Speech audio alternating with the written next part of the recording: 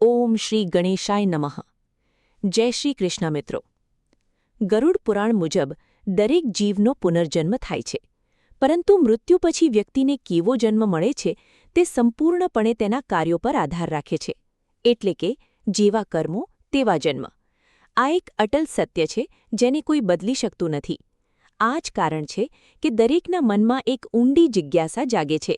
શું આપણે આપણા આગામી જન્મમાં ફરીથી માણસ તરીકે જન્મીશું કે પછી આપણે પ્રાણીઓ, પક્ષીઓ કે જંતુઓ તરીકે જન્મીશું?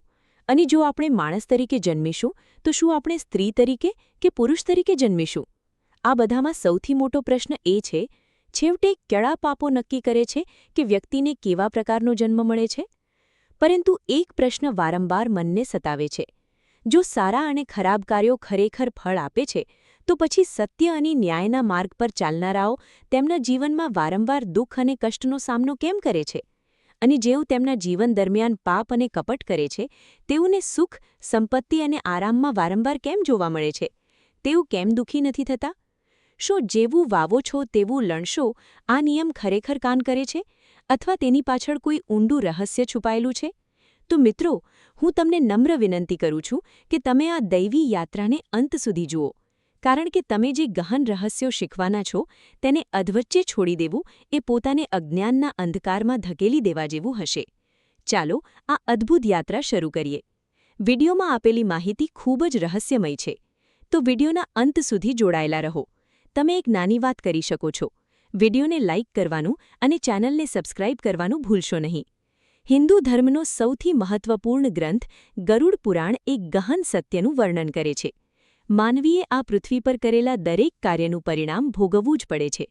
દરેક પાપની પોતાની સજા હોય છે, જે ચોક્કસપણે સમયસર મળે છે. ગરુડ પુરાણ અનુસાર સારા કાર્યો કરનાર વ્યક્તિ મૃત્યુ પછી સ્વર્ગ પ્રાપ્ત કરે છે, જ્યારે ખરાબ કાર્યો કરનાર નર્કની યાતના ભોગવે છે. ક્યારેક આત્મા તેના કાર્યો અનુસાર વિવિધ સ્વરૂપોમાં પુનર્જન્મ લે છે. ક્યારેક પ્રાણી તરીકે, ક્યારેક પક્ષી તરીકે, ક્યારેક છોડ તરીકે અને ક્યારેક ખાસ પરિસ્થિતિઓમાં માનવ તરીકે. હવે પ્રશ્ન ઊભો થાય છે, શું પુનર્જન્મ ખરેખર થાય છે? ચાલો આને એક સરળ ઉદાહરણથી સમજીએ. આપણે ઘણીવાર શારીરિક ખામીઓ સાથે જન્મેલા બાળકોને જોઈએ છીએ. કેટલાક અંધ હોય છે, કેટલાક ચાલી શકતા નથી અને અન્ય ગંભીર અપંગતાઓ સાથે જન્મે છે. કેટલાક બાળકો જન્મથી જ અસામાન્ય પરિસ્થિતિઓનો સામનો કરે છે. શાસ્ત્રો અનુસાર આ પાછલા જન્મના કર્મોનું પરિણામ છે. ગરુડ પુરાણમાં જણાવાયું છે કે વ્યક્તિને તેના પાછલા જન્મના કર્મોના આધારે આ જીવનમાં સુખ મળે છે. જે કર્મો અધૂરા રહે છે તે આગલા જન્મમાં દુઃખી તરીકે જન્મે છે. મિત્રો, ચાલો આ ગહન પ્રશ્નને એક દૈવી વાર્તા દ્વારા સમજીએ. એક વાર્તા જે ભગવાન કૃષ્ણએ પોતે પક્ષીરાજ ગરુડને કહી હતી. એકવાર આકાશમાં ભટકતી વખતે ભગવાન ગરુડ ભગવાન કૃષ્ણને મળવા આવ્યા. તેમણે શ્રદ્ધાથી પ્રણામ કર્યા, પરંતુ તેમના ચહેરા પર કોઈ ખુશી ન હતી. તેમની આંખોમાં ઊંડી ચિંતા હતી, જાણે કોઈ પ્રશ્ન તેમને અંદરથી સતાવી રહ્યો હોય.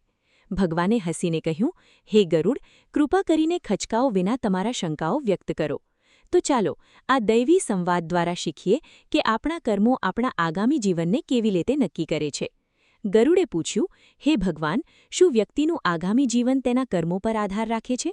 જો એમ હોય તો તેનું કારણ શું છે? આ જીવનમાં સર્વોચ્ચ સ્થિતિ પ્રાપ્ત કરવા માટે તેણે કયા કાર્યો કરવા જોઈએ? પછી તેણે કહ્યું, મને એક વધુ શંકા છે. થોડા સમય પછી તેણે પોતાની બીજી શંકા વ્યક્ત કરી અને કહ્યું, હે ભગવાન, મને એક વધુ જિજ્ઞાસા છે. શું સ્ત્રી માટે તેના પતિ સાથે ભોજન કરવું પાપ બની જાય છે કે આ ફક્ત એક ભ્રમ છે? પછી તેણે એક ગંભીર પ્રશ્ન પૂછ્યો, હે ભગવાન, કૃપા કરીને મને કહો કે કયા પાપો વ્યક્તિને કૂતરા, જંતુઓ કે અન્ય નીચા સ્વરૂપોમાં જન્મ આપે છે? કયા શુભ કાર્યો વ્યક્તિને ફરીથી માણસ તરીકે જન્મ લેવા અથવા ઉચ્ચ સ્થિતિ પ્રાપ્ત કરવા સક્ષમ બનાવે છે અને કયા કાર્યો તેને અધોગતિ તરફ લઈ જાય છે? કૃપા કરીને મને માર્ગદર્શન આપો. ગરુડના આ ગહન પ્રશ્નો સાંભળીને ભગવાનનો ચહેરો દૈવી સ્મિતથી ચમકી ગયો. તેમણે કહ્યું, હે ગરુડ, તમે ફક્ત તમારા માટે જ નહીં, પરંતુ સમગ્ર માનવતા માટે મહત્વનો પ્રશ્ન પૂછ્યો છે. તમને એક પવિત્ર વાર્તા દ્વારા જવાબ મળશે. દેવી સુદેવાની વાર્તા કર્મ અને તેના પરિણામો વિશે ગહન રહસ્ય ધરાવે છે. ભગવાને આગળ કહ્યું, જે કોઈ આ વાર્તા ભક્તિભાવથી સાંભળશે અને બીજા સુધી પહોંચાડશે તે પતન અને નર્કના દુઃખોથી બચી જશે. તેથી તેને ધ્યાનથી સાંભળો.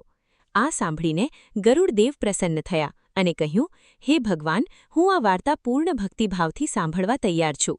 કૃપા કરીને મને આ દૈવી વાર્તા સંભળાવો. હવે ભગવાન કૃષ્ણએ આગળ કહ્યું, હે ગરુડદેવ, તે પ્રાચીન કાળની વાર્તા હતી. કોશલ ભૂમિમાં મહારાજા ઈક્ષ્વાકુ નામના એક મહાન અને શક્તિશાળી રાજા શાસન કરતા હતા. તે ફક્ત રાજા જ ન હતા, પરંતુ ધર્મના સાચા રક્ષક હતા. સત્યવાદી, દયાળુ અને અત્યંત સદાચારી. તેમનું જીવન શાહી સુખો માટે સમર્પિત ન હતું, પરંતુ તેમની પ્રજાના કલ્યાણ અને ધર્મની સ્થાપના માટે સમર્પિત હતું. તેમના લગ્ન કાશીના રાજાની અત્યંત સદાચારી અને સમર્પિત પુત્રી સુદેવા સાથે થયા હતા. રાણી સુદેવા તેમના પતિ જેટલી જ સદાચારી હતી. તેઓ નમ્ર, ધાર્મિક અને તેમના પતિ પ્રત્યે પૂર્ણ રીતે સમર્પિત હતી, જાણે કે તેમના જીવનનો એકમાત્ર હેતુ સેવા અને ગૌરવ હતો. મહારાજા ઈક્ષ્વાકુએ તેમના જીવન દરમિયાન અસંખ્ય યજ્ઞો કર્યા અને અસંખ્ય પુણ્ય કાર્યો કર્યા. તેમણે મંદિરો બંધાવ્યા, તળાવો અને કૂવાઓ ખોદાવ્યા અને સુંદર બગીચાઓ બનાવ્યા. અને ઋષિઓ અને સંતોની સેવા કરવા માટે હંમેશા તૈયાર રહેતો. તેના રાજ્યમાં સુખ, શાંતિ અને સમૃદ્ધિનું શાસન હતું. લોકો આરામથી અને ખુશ રહેતા હતા. જોકે તે સમૃદ્ધ રાજ્યની નજીક એક ગાઢ અને ભયાનક જંગલ હતું, જે ધીમે ધીમે ભયનું કેન્દ્ર બની ગયું હતું. તે જંગલમાં એક વિશાળ અને અત્યંત વિકરાળ ભૂંડ તેના પરિવાર સાથે રહેતો હતો, તેની પત્ની અને બાળકો. તેનો દેખાવ એટલો ભયાનક હતો કે જે કોઈ તેને જોતું તે ભયથી ધ્રુજતું. તેના ભયને કારણે લોકોએ તે માર્ગે મુસાફરી કરવાનું લગભગ બંધ કરી દીધું હતું. જ્યારે આ સમાચાર રાજા ઈક્ષ્વાકુને મળ્યા, ત્યારે તેની અંદર તેની શાહી ફરજ જાગૃત ગઈ. તેણે પોતે જ ભયનો અંત લાવવાના સંકલ્પ કર્યો. એક દિવસ રાજા ઈક્ષ્વાકુ તેની રાણી સુદેવા, બહાદુર સૈનિકો અને શિકારી કૂતરાઓ સાથે તે ગાઢ જંગલ તરફ નીકળ્યો. તેના ચહેરા પર એક મક્કમ ભાવ હતો. તેણે પહેલાથી જ ઘણા રાક્ષસો અને ખતરનાક પ્રાણીઓનો નાશ કર્યો હતો, તેથી તે બિલકુલ ડર્યો નહીં. તેઓ દ્રઢ નિશ્ચય સાથે જંગલમાં પ્રવેશ્યા. દરમિયાન જ્યારે વિશાળ ભૂંડે રાજાને દૂરથી આવતો જોયો, ત્યારે તે થોડી ક્ષણો માટે શાંત અને ગંભીર થઈ ગયો. પોતાની પત્ની તરફ જોઈને તેણે કહ્યું, મારા પ્રિય, આ કોઈ સામાન્ય માણસ નથી. આ રાજા ઈક્ષ્વાકુ છે, જે ખુદ કૌશલનો મહાન સમ્રાટ છે. આજે તે ચોક્કસ મારા જીવનનો અંત લાવવા આવ્યો છે. ઊંડો શ્વાસ લેતા તેણે કહ્યું, હવે મારા ભાગ્યનો સામનો કરવાનો સમય આવી ગયો છે. જો હું તેને હરાવીશ તો મારી કીર્તિ ત્રણેય લોકમાં ફેલાશે, અને જો હું તેના દ્વારા માર્યો જઈશ તો હું આ નીચ સ્વરૂપમાંથી મુક્ત થઈશ અને વિષ્ણુ લોક પ્રાપ્ત કરીશ. કદાચ આ મારા પાછલા જન્મના પાપોનો અંત છે. તેણે તેની પત્નીને કહ્યું, તું મારો મોહ છોડી દે અને બાળકોને લઈને સલામત ગુફામાં જા. જ્યારે તેના તીર મારા શરીરને વીંધશે, ત્યારે મારા બધા પાપોનો નાશ થશે. આ મારો ઉદ્ધાર છે. પતિ પાસેથી આ સાંભળીને ભૂંડની પત્નીનું હૃદય ધ્રુજી ઉઠ્યું. તેની આંખોમાંથી આંસુ વહેવા લાગ્યા. તેણીએ ઉદાસ સ્વરે બૂમ પાડી, હે પ્રભુ, તમે અમારા જીવનનો આધાર છો. તમારા વિના અમારું અસ્તિત્વ શું છે? જો તમારી સાથે કંઈક થાય તો અમે કેવી રીતે જીવી શકીશું? તે રડતી હતી. ભલે સ્ત્રી ગમે તેટલા ધરેણા પહેરે, પતિ વિના તેનું કોઈ અસ્તિત્વ નથી. તમે મારું સન્માન છો, મારું જીવન છો. તેણે વિનંતી કરી, ઓ મારા સ્વામી, કૃપા કરીને આ યુદ્ધમાં ન જાઓ. ચાલો આપણે ક્યાંક છુપાઈ જઈએ. જીવન સૌથી મહાન છે. પરંતુ બહાદુર ડુક્કરને હવે કોઈ ડર ન હતો. તેણે મક્કમ અવાજમાં કહ્યું, ઓ મારી પ્રિય, તું વીરોના કર્તવ્ય જાણતી નથી. જે વ્યક્તિ દુશ્મનથી ડરીને ભાગી જાય છે, તેને જીવનભર અપમાન અને મૃત્યુ પછી નરકનો સામનો કરવો પડે છે. તેણે આગળ કહ્યું, અને જે બહાદુર યુદ્ધના મેદાનમાં પોતાનો જીવ બલિદાન આપે છે, તે સ્વર્ગીય ક્ષેત્ર પ્રાપ્ત કરે છે. આજે રાજા પોતે આપણા દરવાજે આવ્યો છે. તે મહેમાન જેવો છે, અને મહેમાનનું અપમાન કરવું એ ખુદ ભગવાનનું અપમાન છે. ભૂંડના આ મક્કમ અને ન્યાયી શબ્દો સાંભળીને તેની પત્ની સ્તબ્ધ થઈ ગઈ. આંસુ હજુ પણ વહી રહ્યા હતા, પરંતુ અંદરથી તે પોતાના પતિના સંકલ્પની ગંભીરતા સમજવા લાગી હતી. ભૂંડના શબ્દો સાંભળીને તેની પત્નીની આંખોમાં આંસુ આવી ગયા, પરંતુ હવે તેનામાં પણ હિંમત જાગી ગઈ હતી. તેણે કહ્યું, ઓ મારા સ્વામી, જો તમે લડવાનું નક્કી કર્યું છે તો હું પણ તમારી સાથે રહીશ. તમારી બહાદુરી જોઈશ અને તમારી સાથે મારો જીવ બલિદાન આપીશ. આટલું કહીને તેણીએ તેના નાના બાળકોને બોલાવ્યા અને કહ્યું, બેટાઓ, આજે એક મહાન સમ્રાટ યુદ્ધ માટે આ જંગલમાં આવ્યા છે. તમારા પિતા યુદ્ધ કરવા જઈ રહ્યા છે. તેથી તમારી પોતાની સલામતી માટે તમારે બધાએ તાત્કાલિક આ સ્થાન છોડી દેવું જોઈએ. આ સાંભળીને બાળકોએ દ્રઢતાથી કહ્યું, હે માતા, જે બાળક પોતાના માતાપિતાને દુઃખમાં છોડી દે છે તે ગંભીર પાપનો દોષી છે. અમે તમને છોડીશું નહીં. અમે તમારી સાથે રહીશું અને અમારા ભાગ્યનો સામનો કરીશું. તેમના બાળકો પાસેથી આ સાંભળીને આખા પરિવારમાં એક જબરદસ્ત હિંમત જાગી ગઈ. તેઓ બધા એક થઈને યુદ્ધભૂમિ તરફ આગળ વધ્યા. એ દરમિયાન રાજા ઇક્ષ્વાકુ પોતાની સેના સાથે આવી પહોંચ્યા. આદેશ મળતાની સાથે જ સૈનિકોએ હુમલો કર્યો અને થોડી જ વારમાં ભયંકર યુદ્ધ શરૂ થઈ ગયું. ચારે બાજુ ગર્જનાઓ, મારાપીટીઓ અને ચીસો ગૂંજી ઉઠી. ભૂંડોએ સૈનિકો પર પોતાના તીક્ષ્ણ દાંતોથી હુમલો કર્યો અને સૈનિકોએ તલવારો અને ભાલાઓથી હુમલા કરવાનું શરૂ કર્યું. યુદ્ધ એટલું ભયંકર હતું કે દર સેકન્ડે કોઈ ન કોઈ પડી રહ્યું હતું. ધીમે ધીમે મોટાભાગના ભૂંડો મારાઈ ગયા. ભૂંડનું પરાક્રમ એટલું ભયંકર હતું કે સૌથી શક્તિશાળી યોદ્ધાઓ પણ તેની સામે ટકી શક્યા નહીં. આ જોઈને રાજા ઇક્ષ્વાકુ ક્રોધથી ભરાઈ ગયા. તેમણે ધનુષ્ય ઊંચું કર્યું અને ખૂબ જ જોરથી તીર છોડ્યું, જેણે ભૂંડના શરીરને વીંધી નાખ્યું. એક દયનીય ગર્જના સાથે વિશાળ ભૂંડ જમીન પર પડી ગયો અને રાજાએ અંતમાં તેને મારી નાખ્યો. ભગવાન શ્રીકૃષ્ણે આગળ કહ્યું, હે ગરુડ, જે ક્ષણે વિશાળ ભૂંડ જમીન પર પડે છે અને પોતાનો જીવ છોડે છે, તેનો આત્મા તેના પાપોથી મુક્ત થઈને વિષ્ણુ લોકમાં જાય છે. આ દૃશ્ય બધાને આશ્ચર્યચકિત કરે છે. એ દરમિયાન સૈનિકો ભૂંડની પત્નીને મારવા માટે આગળ વધે છે. તેના બાકીના બાળકોનું રક્ષણ કરવા માટે ભૂંડ તેમની સામે ઢાલ સ્વરૂપે ઊભી રહે છે. દયનીય અવાજમાં તે વિનંતી કરે છે, પુત્રો, તમે બધા અહીંથી ભાગી જાઓ અને તમારા જીવ બચાવો. પરંતુ તેનો મોટો પુત્ર આગળ વધીને કહે છે, માતા, અમે તમને છોડીને કેવી રીતે ભાગી શકીએ? અમે પણ લડીશું. આ સાંભળીને માતાનું હૃદય દુઃખથી ભરાઈ જાય છે. પરંતુ પછી સૈનિકો હુમલો કરવાનું શરૂ કરે છે. છોકરો બહાદુરીથી લડે છે, ઘણા સૈનિકોને હરાવે છે, પરંતુ અંતમાં તે પણ મહારાજા ઇક્ષ્વાકુના પ્રહારથી શહીદ થાય છે. પોતાના પુત્રના મૃત્યુને જોઈને સુવર્ણિનીનો ગુસ્સો ભડકે બળે છે. તે વિકરાળ રૂપ ધારણ કરે છે, સૈનિકો પર હુમલો કરે છે, ઘણા યોદ્ધાઓને મારી નાખે છે. આ જોઈને રાણી સુદેવા ચિંતિત થઈ જાય છે અને પૂછે છે, મારા સ્વામી, તમે તેને જાતે કેમ નથી મારતા? રાજા શાંતિથી કહે છે, તે એક સ્ત્રી છે અને સ્ત્રીને મારી નાખવી એ એક ગંભીર પાપ છે. હું એવું નહીં કરું.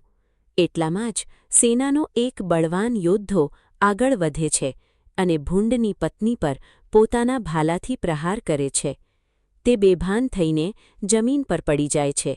આ દ્રશ્ય જોઈને રાણી સુદેવાનું હૃદય કરુણાથી ભરાઈ જાય છે. તે તેની બાજુમાં દોડી જાય છે અને તેના પર ઠંડુ પાણી છાંટે છે. થોડી વારમાં ભૂંડની પત્નીને ભાન આવે છે અને પછી એક ચમત્કારિક ઘટના બને છે. ભૂંડની પત્ની કંઈક એવું કહે છે જે રાણી સુદેવાની આંખોમાં આંસુ લાવી દે છે, અને કદાચ તમારી પણ. એક સ્ત્રી જે પોતાના અભિમાનને કારણે પ્રાણી સ્વરૂપમાં જન્મી હતી. આ ફક્ત કલ્પના નથી, આ ગરુડ પુરાણનું સત્ય છે જે દરેક પુરુષ અને સ્ત્રીને જાણવું જોઈએ. તે માનવ અવાજમાં બોલે છે, હે દેવી, તમે મારા પર દયા કરી છે, તમે ધન્ય થાઓ. આ સાંભળીને રાણી સુદેવા આશ્ચર્યચકિત થઈ જાય છે. તે પૂછે છે, તમે કોણ છો? પ્રાણી હોવા છતાં તમે માનવ ભાષા કેવી રીતે બોલી રહ્યા છો? પછી ભૂંડણી શાંત સ્વરે કહે છે, હે દેવી, આ બધું મારા પાછલા જન્મના કર્મોનું પરિણામ છે.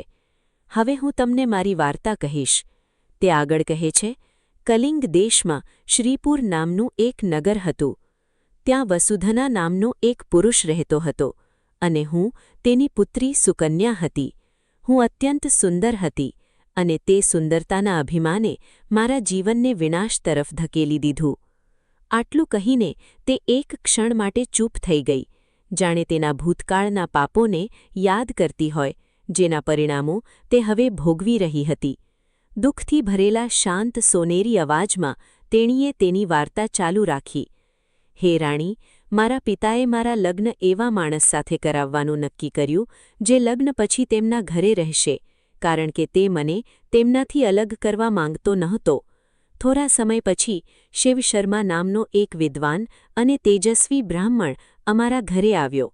તેના ગુણોથી ખુશ થઈને મારા પિતાએ મને તેની સાથે પરણાવી દીધી અને તે અમારા ઘરમાં રહેવા લાગ્યો. પરંતુ હે દેવી, હું મારા માતાપિતાના વધુ પડતા લાડથી એટલી બગડી ગઈ હતી કે મેં મારી સમજ ગુમાવી દીધી.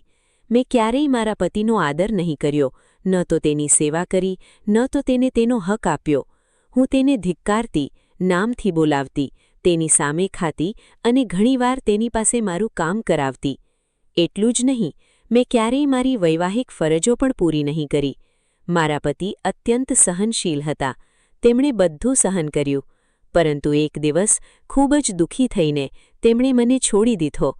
તેમના જતા પછી મારા પિતાને તેમને ભૂલનો અહેસાસ થયો. તેમણે મને સખત ઠપકો આપ્યો, કઠોર શબ્દ કહ્યા અને મને ઘરમાંથી કાઢી મૂકી. જ્યારે હું ચાલી ગઈ ત્યારે અપમાનિત સમાજે પણ મારો તિરસ્કાર કર્યો. મને પાપીની અને દુષ્ટ સ્ત્રી કહી. અંતે હું જંગલમાં મારા પતિને શોધવા ગઈ. એક દિવસ ભીખ માંગતી વખતે મને એક ઝૂંપડી મળી. એ ઝૂંપડીમાં મંગલા નામની એક સ્ત્રી તેના પતિ સાથે રહેતી હતી.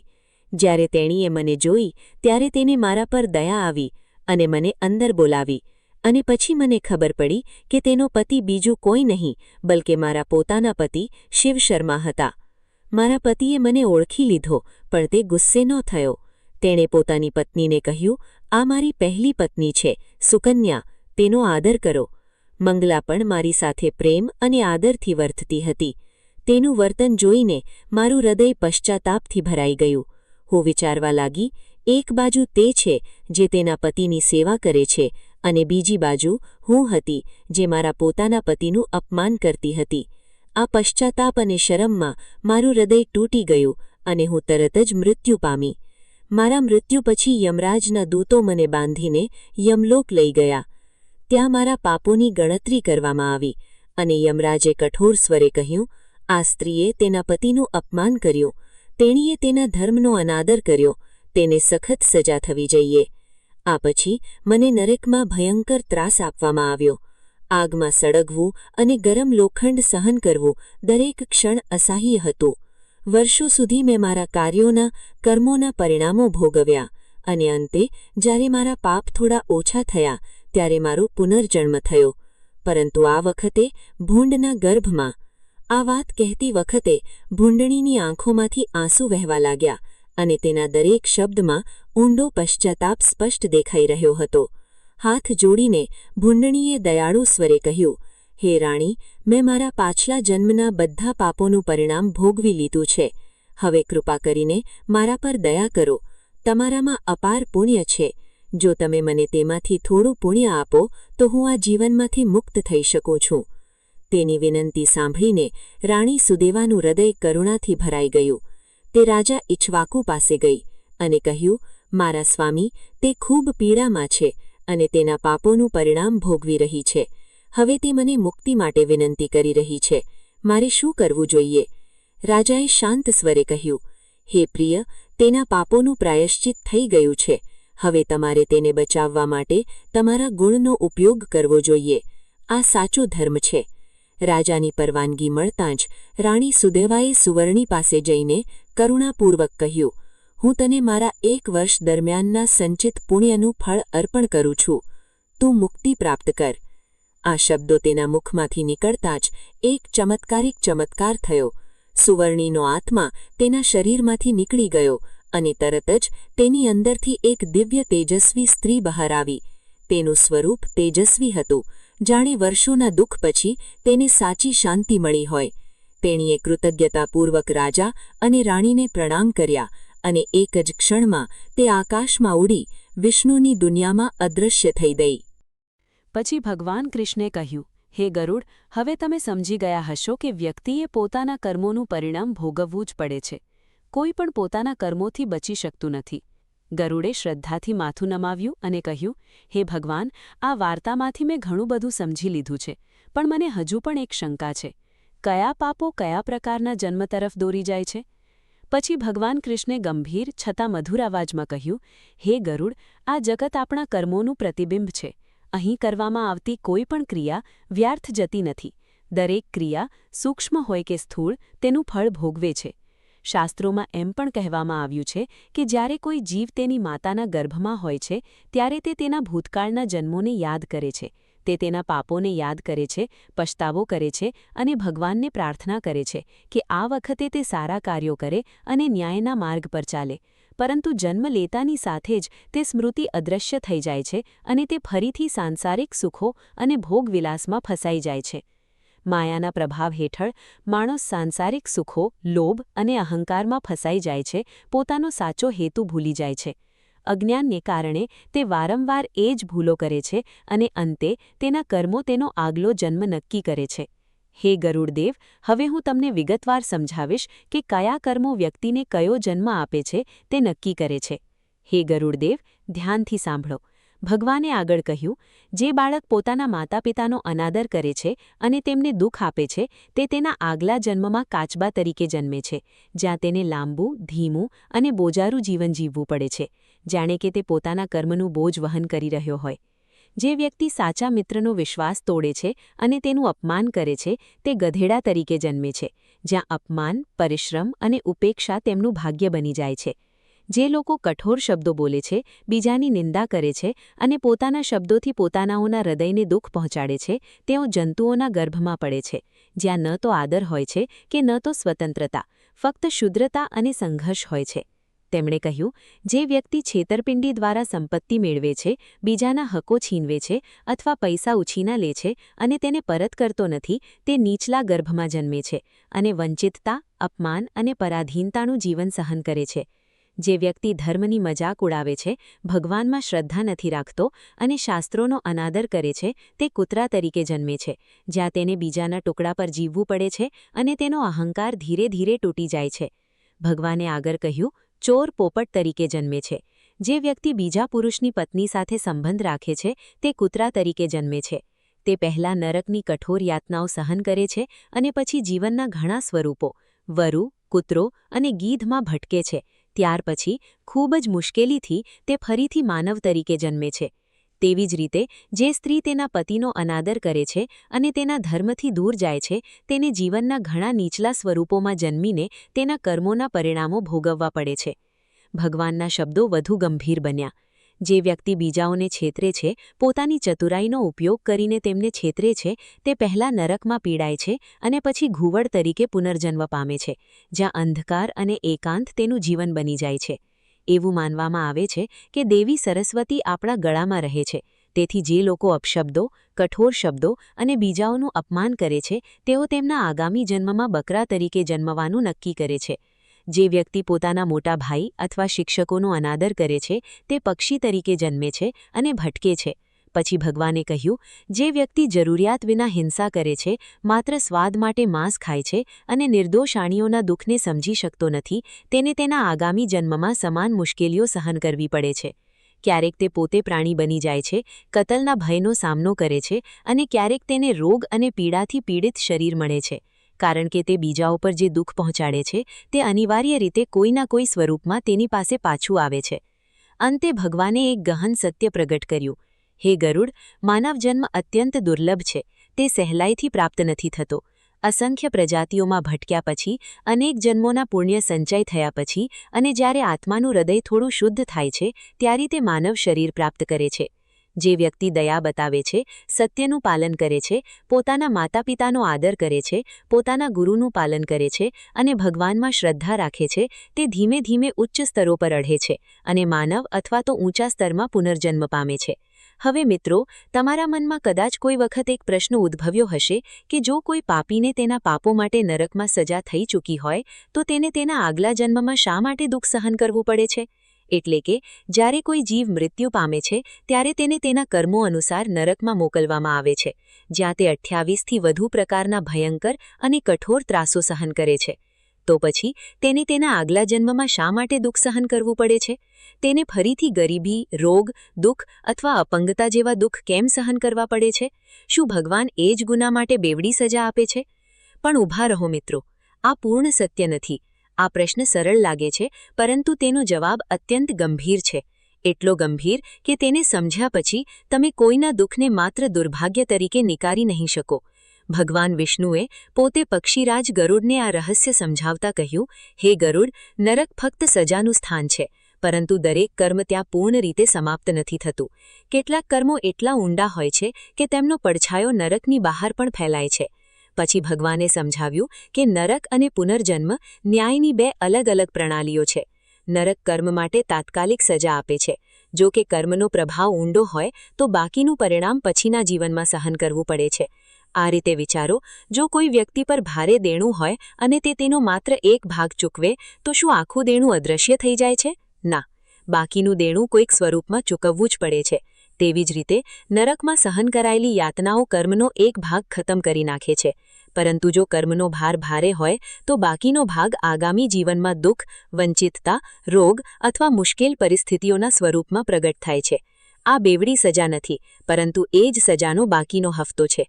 ભગવાન વિષ્ણુએ આગળ સમજાવ્યું કે કર્મ ફક્ત પાપ અને પુણ્ય સુધી મર્યાદિત નથી, તેની ઊંડાણી પણ છે. કેટલાક કર્મો સ્થૂળ હોય છે. ઉદાહરણ તરીકે હિંસા, ચોરી અને અસત્ય. તેમની સજા નરકમાં દુઃખ સાથે સમાપ્ત થાય છે. પરંતુ કેટલાક કાર્યો જ્યારે વારંવાર થાય છે ત્યારે તે આદતો બની જાય છે. ક્રોધ, લોભ અને અહંકાર. આ સંસ્કાર બની જાય છે અને આત્મામાં સ્થાયી થાય છે, અને નરક પણ તેમને પૂર્ણ રીતે ભૂંસી નથી શકતું. આ સંસ્કારો આગામી જીવનમાં આપણા સ્વભાવ તરીકે પ્રગટ થાય છે. તેથી કેટલાક લોકો ક્રોધી, કેટલાક અત્યંત દયાળુ અને કેટલાક સ્વાર્થી જન્મે છે. આ તેમના પાછલા જન્મોના સંસ્કારોનું પરિણામ છે. અને પછી સૌથી ઊંડા કર્મો આવે છે, કારણ કર્મો. આ એવા કર્મો છે જે અહંકાર, સ્વાર્થ અને અજ્ઞાનમાંથી ઉદ્ભવે છે. જ્યારે કોઈ વ્યક્તિ પોતાને સર્વોચ્ચ માને લાગે છે, ધર્મ, ભગવાન અને અન્યોને નીચા માને છે અને પોતાને સર્વજ્ઞ કહે છે.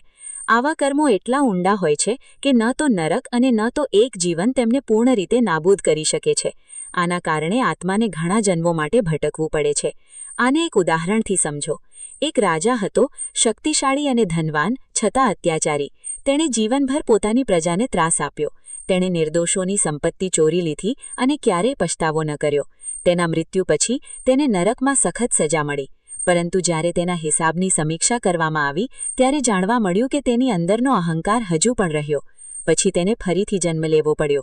આ વખતે એક ગરીબ અને પીડિત પરિવારમાં, જ્યાં તેને તે જ દુઃખ સહન કરવું પડ્યું જે તેણે બીજા ઉપર લાદ્યું હતું. અને સૌથી મહત્વની વાત એ કે તેને યાદ પણ ન હતું કે તે આ બધું શા માટે સહન કરી રહ્યો હતો. આ કર્મોના પરિણામોનું રહસ્ય છે. આપણે ભૂલી જઈએ છીએ, પણ કર્મ ક્યારેય ભૂલતું નથી. આ બધું સાંભળીને ગરુડદેવ ગંભીર થઈ ગયા. પછી ભગવાન વિષ્ણુએ કરુણાભર્યા સ્વરમાં કહ્યું, હે ગરુડ, આ વ્યવસ્થા ફક્ત સજા માટે નથી, પરંતુ આત્માને શુદ્ધ કરવા માટે છે. અને મુક્તિનો માર્ગ પણ છે. ભગવાને આગળ સમજાવ્યું કે ઘોર પાપોથી મુક્તિ માત્ર પશ્ચાતાપ અને દાન દ્વારા મળે છે. જેમની સાથે તમે અન્યાય કર્યો છે તેમની પાસેથી ક્ષમા માંગો, તમે જે લીધું છે તે પાછું આપો. સંસ્કારોથી મુક્તિ આધ્યાત્મિક સાધના, અભ્યાસ, સારી સંગતિ અને સારા વિચારો દ્વારા પ્રાપ્ત થાય છે. કારણ કે વ્યક્તિના સ્વભાવને બદલવા માટે આંતરિક પરિવર્તન જરૂરી છે. અને સૌથી ઊંડા કારણ, કર્મથી મુક્તિ ફક્ત ભગવાનની શરણાગતિ દ્વારા જ શક્ય છે. જ્યારે અહંકાર ઓગળી જાય છે અને વ્યક્તિ સ્વીકારે છે કે હું કંઈ નથી, પરંતુ ભગવાન જ બધું છે. અંતે ભગવાને કહ્યું, હે ગરુડ, માનવ જન્મ અત્યંત દુર્લભ છે. આ એવી તક છે જ્યાં આત્મા તેના કર્મોનો હિસાબ અહીં જ ચૂકવી શકે છે, અહીં જ પૂરો કરી શકે છે. જો કોઈ જાગૃત થાય છે તો આ જ જીવનમાં મુક્તિ શક્ય છે. મિત્રો, આ જ્ઞાનનો સાર છે. જ્યારે તમે કોઈને દુઃખી જુઓ છો ત્યારે તેને ફક્ત તેનું દુર્ભાગ્ય ન માનો, અને જ્યારે તમે પોતે મુશ્કેલીમાં હો છો ત્યારે તમે તેને અન્યાય ન માનો. સમજો કે કદાચ કોઈ જૂનો હિસાબ ચૂકવાઈ રહ્યો છે, અને જો આપણે આજથી આપણા કાર્યો સુધારીએ છીએ તો આ ચક્ર અહીં જ સમાપ્ત થઈ શકે છે. હવે આપણે વિડીયોના સૌથી મહત્વપૂર્ણ અને નિર્ણાયક ભાગમાં પ્રવેશ કરવાના છીએ. તો મિત્રો, અહીંથી ધ્યાનથી સાંભળો. અત્યાર સુધી આપણે સાંભળતા આવ્યા છીએ કે જેવું વાવો છો તેવું જ લણશો. પરંતુ શું તમે ક્યારે નોંધ્યું છે કે આ નિયમ બધાને સમાન રીતે લાગુ પડતો નથી? કારણ કે વાસ્તવિકતા કંઈક અલગ જ કહે છે. આપણે જોઈએ છીએ કે જે લોકો પાપ કરે છે, જે લોકો બીજાઓને દુઃખ પહોંચાડે છે અને છેતરે છે, તેઓ ઘણીવાર સુખ, સંપત્તિ અને વૈભવથી ભરેલું જીવન જીવે છે. તેમને જોઈને એવું લાગે છે કે તેમના જીવનમાં કોઈ દુઃખ નથી. બીજી બાજુ, જે વ્યક્તિ સત્યના માર્ગ પર ચાલે છે, પ્રામાણિકપણે જીવે છે અને કોઈનું નુકસાન નથી ઈચ્છતા, તે વારંવાર સંઘર્ષ, દુઃખ અને મુશ્કેલીઓનો સામનો કેમ કરે છે? આ પ્રશ્ન પૂછવો સ્વાભાવિક છે. શું ભગવાન આ બધું જોતા નથી? જો તે જુએ છે તો તે તરત જ ન્યાય કેમ નથી આપતા? મિત્રો, ધ્યાન આપો. આ પ્રશ્ન અમે આ વિડીયોની શરૂઆતમાં ઉઠાવ્યો હતો અને આ એ જ પ્રશ્ન હતો જે તે ભક્તના મનમાં પણ હતો. હવે જુઓ કે ભગવાન તેનો જવાબ શબ્દોથી નહીં પણ તેને તેનો અનુભવ કરાવીને કેવી રીતે આપે છે. તો ચાલો આ ઊંડા અને રહસ્યમય પ્રશ્નનો જવાબ એક દૈવી વાર્તા દ્વારા સમજીએ. એક ગામમાં ભગવાન વિષ્ણુને સમર્પિત એક સુંદર મંદિર હતું. એક ખૂબ જ ગરીબ પરંતુ શ્રદ્ધાળુ માણસ તે મંદિરમાં સેવા કરતો હતો.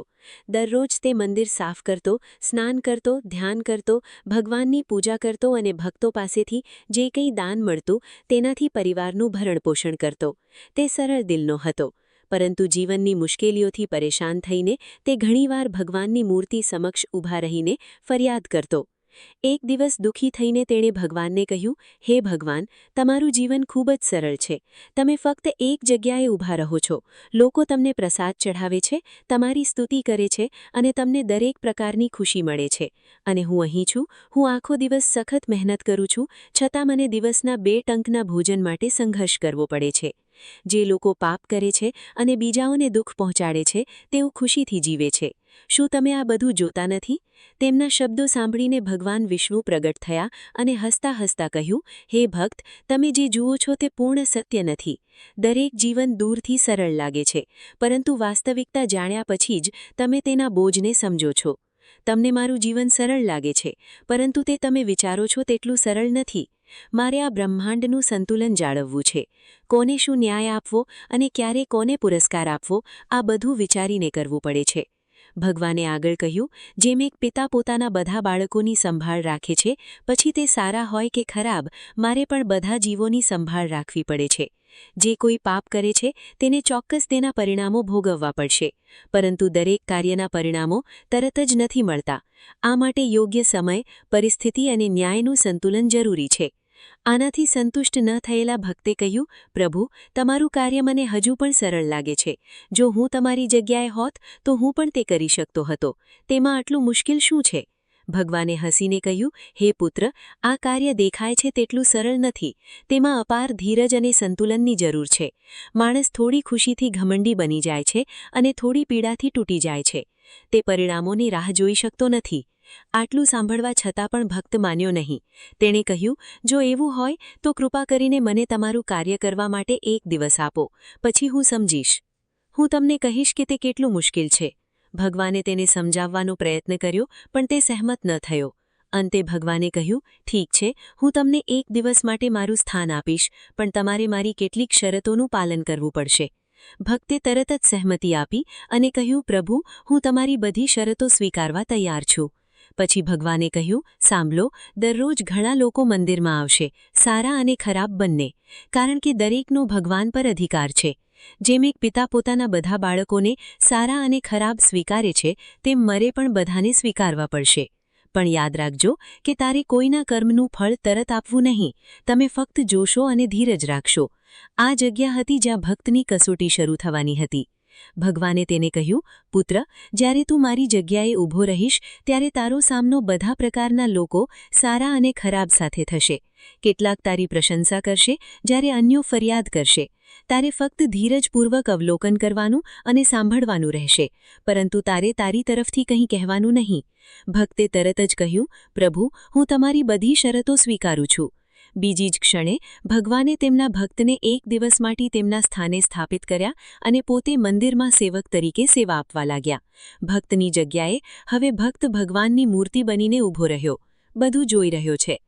થોડીવારમાં એક શ્રીમંત ઉદ્યોગપતિ મંદિરમાં આવ્યો. તેણે હાથ જોડીને પ્રાર્થના કરી, હે પ્રભુ, મેં કરોડોના ખર્ચે એક વિશાળ કારખાનું બનાવ્યું છે. કૃપા કરીને તેને સફળ બનાવો. આટલું કહીને તે ઉતાવળેથી ચાલ્યો ગયો. પણ પૈસાથી ભરેલું તેનું પાકેટ ત્યાં પડી ગયું. થોડીવાર પછી એક ખૂબ જ ગરીબ માણસ આવ્યો. તેની આંખો ચિંતાથી ભરાયેલી હતી.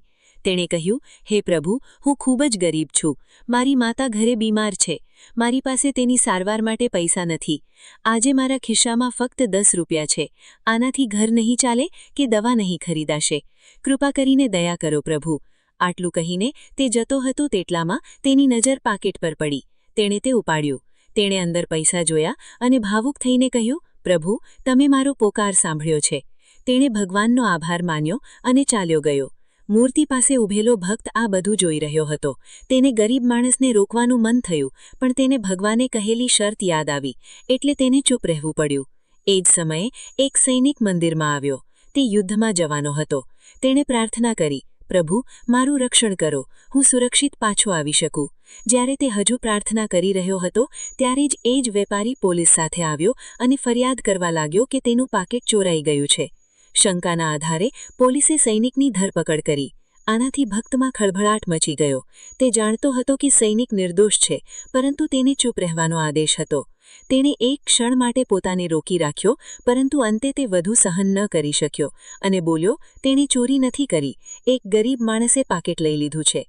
ભગવાનની મૂર્તિનો આ અવાજ સાંભળીને બધા આશ્ચર્યચકિત થઈ ગયા. પોલીસે સૈનિકને છોડી દીધો અને ગરીબ માણસની ધરપકડ કરી. તેની પાસેથી પાકીટ છીનવી લેવામાં આવ્યું. દિવસના અંતે ભગવાન પાછા આવ્યા. ભક્તે ગર્વથી આખી ઘટના કહી અને કહ્યું, પ્રભુ, આજે મેં એક નિર્દોષ માણસને બચાવીને ન્યાય કર્યો છે.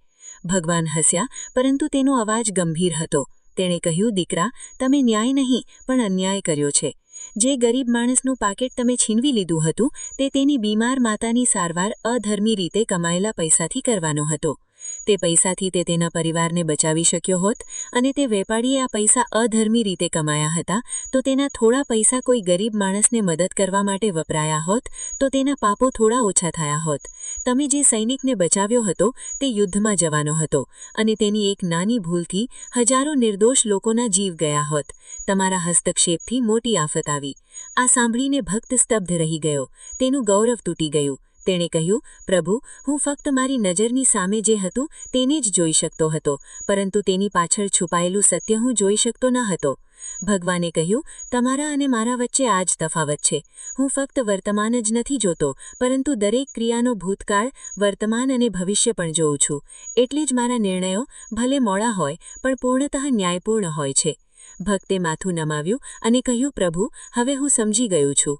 દુનિયા ચલાવવાની શક્તિ ફક્ત તમારીમાં છે. અપૂર્ણ, અધૂરી સમજને કારણે મેં તમને દોષ આપ્યો. મિત્રો, આ વાર્તાનો સાર એ છે કે જ્યારે જીવનમાં કંઈક આપણી ઈચ્છા વિરુદ્ધ બને છે, ત્યારે આપણે નિષ્કર્ષ પર ન જવું જોઈએ. ઘટના પાછળ કોઈ ઊંડી યોજના હોઈ શકે છે, જે અંતે આપણને લાભ આપશે. ઉદાહરણ તરીકે, મહાભારતમાં દ્રૌપદીને પોતાના પરિવાર પર વિશ્વાસ હતો, ત્યાં સુધી કોઈ મદદ ન મળી. પરંતુ જેમ જેમ તેણે પૂર્ણ ભક્તિ સાથે ભગવાનને બોલાવ્યા, તેમનું તરત જ રક્ષણ થયું. તેથી ધીરજ રાખવી, આપણા કાર્યો સુધારવા અને શ્રદ્ધા રાખવી તે શાણપણ છે. ભગવાન જે કંઈ કરે છે, તે અંતે આપણા કલ્યાણ માટે છે. મિત્રો, અત્યાર સુધી આપણે શીખ્યા કે આપણા કર્મો આપણું ભવિષ્ય અને આગલું જીવન નક્કી કરે છે. પરંતુ શું તમે ક્યારે વિચાર્યું કે શું આપણે કરેલા પાપોને ભૂંસી નાખવાનો કોઈ રસ્તો છે? શું કોઈ વ્યક્તિ પોતાના ભૂતકાળના કર્મોના ભારને હળવો કરી શકે છે? શું આ કર્મોના બંધનથી પોતાને મુક્ત કરવાનો કોઈ રસ્તો છે? પહેલો રસ્તો પશ્ચાતાપ છે. જ્યારે કોઈ વ્યક્તિ નિષ્ઠાપૂર્વક પોતાની ભૂલો અસ્વીકારે છે અને જેને તેણે દુઃખ પહોંચાડ્યું છે તેમની ક્ષમા માંગે છે, ત્યારે જ તેનામાં પરિવર્તન શરૂ થાય છે અને તેના કર્મોનો ભાર હળવો થવા લાગે છે. બીજો રસ્તો દાન અને સેવા છે. આપણી પાસે જે કંઈ છે તે ફક્ત આપણું જ નથી, પરંતુ ભગવાનની ભેટ પણ છે. જ્યારે આપણે તેમાંથી થોડું પણ બીજાઓને સમર્પિત કરીએ છીએ, ત્યારે તે ફક્ત બહાર નથી જતું, પરંતુ આપણા કર્મોના ખજાનામાં એકઠું થાય છે. દાન ફક્ત પૈસા વિશે નથી. કોઈને સમય આપવો, દુઃખમાં રહેલા વ્યક્તિના ચહેરા પર સ્મિત લાવવું કે લાચાર પ્રત્યે કરુણા દર્શાવવી, આ બધા સમાન રીતે મહાન દાન છે. સેવા ફક્ત બીજાના જીવનને સમૃદ્ધ બનાવતી નથી, પણ આપણા આત્માને શુદ્ધ અને પ્રકાશિત પણ કરે છે. ત્રીજો માર્ગ તપ છે. પરંતુ તપનો અર્થ ફક્ત ધ્યાન કરવા માટે જંગલમાં પીછેહટ કરવી નથી. સાચી તપસ્યામાં પોતાના સ્વભાવમાં પરિવર્તન લાવવાનું છે. જે વ્યક્તિ કઠોર શબ્દો બોલે છે, તેણે મધુર બનવાનું શીખવું જોઈએ. આ તપ છે. જે લોકો ક્રોધમાં બીજાને દુઃખ પહોંચાડે છે, તેમણે ક્ષમા સ્વીકારવી જોઈએ. આ તપ છે. આપણી ઇન્દ્રિયોને નિયંત્રિત કરવી અને આપણા વર્તનમાં સુધારો કરવો એ અગ્નિ છે, જેમાં આપણા દોષો બળી જાય છે. ચોથો માર્ગ ભગવાનનું નામ જપવાનો છે, જે એક ગહન માર્ગ છે. સૌથી સરળ હોવા છતાં તે સૌથી શક્તિશાળી સાધન માનવામાં આવે છે. જ્યારે વ્યક્તિ દરેક પરિસ્થિતિમાં ભગવાનનું સ્મરણ કરે છે ત્યારે તેનું મન ધીમે ધીમે શુદ્ધ થાય છે. શાસ્ત્રોમાં કહેવાય છે કે મૃત્યુની છેલ્લી ઘડીએ પણ જો ભગવાનનું નામ ઉચ્ચારવામાં આવે તો તેના માટે મુક્તિનો દરવાજો ખુલે છે. ભગવાનનું નામ જપવું એક એવો માર્ગ છે જે આપણને દુનિયાની જટિલતાઓમાંથી મુક્ત કરે છે અને પરમ શાંતિ સાથે જોડે છે. તો શ્રોતાઓ, તમે વિડીયોની શરૂઆતમાં ઉઠાવવામાં આવેલ પ્રશ્ન જોયો, ફક્ત સારા લોકો જ કેમ દુઃખી થાય છે અને પાપી લોકો જ કેમ ખુશ દેખાય છે? તેનો જવાબ હવે આ 3 વાર્તાઓ દ્વારા આપણને સંપૂર્ણ રીતે પ્રગટ થાય છે. મિત્રો, આજે અમે તમને જે વિષય રજૂ કર્યો છે, કર્મ, તેના પરિણામો અને પુનર્જન્મનું રહસ્ય, ફક્ત આ એક વાર્તા નથી, પરંતુ જીવનને સમજવાની ચાવી છે. જો તમે આ વાર્તાનો આગળનો ભાગ પ્રકરણ 2 જોવા માંગતા હોવ તો કૃપા કરીને એક કમેન્ટ કરજો. પ્રકરણ 2 અધૂરો છે. તેમાં વધુ ઊંડા રહસ્યો છુપાયેલા છે. વિડીયોને લાઇક કરવાનું અને ચેનલને સબસ્ક્રાઇબ કરવાનું ભૂલશો નહીં, જેથી તમે પ્રકરણ 2 વિશે જે પણ પોસ્ટ કરો છો તે તમારા સુધી પહોંચે. આ ચેનલ પર તમને દૈવી જ્ઞાન, પુરાણો, શાસ્ત્રો અને જીવનના રહસ્યો સંબંધિત વાર્તાઓ મળશે. જો તમે ઈચ્છો તો કૃપા કરીને ચેનલની મુલાકાત લો અને અન્ય વિડીયોઝ જુઓ. આ દૈવી વાર્તા દરેક ઘરમાં પહોંચવા દો, જેથી કોઈ પણ આ જ્ઞાનથી વંચિત ન રહે. જય શ્રી કૃષ્ણ. રાધે રાધે.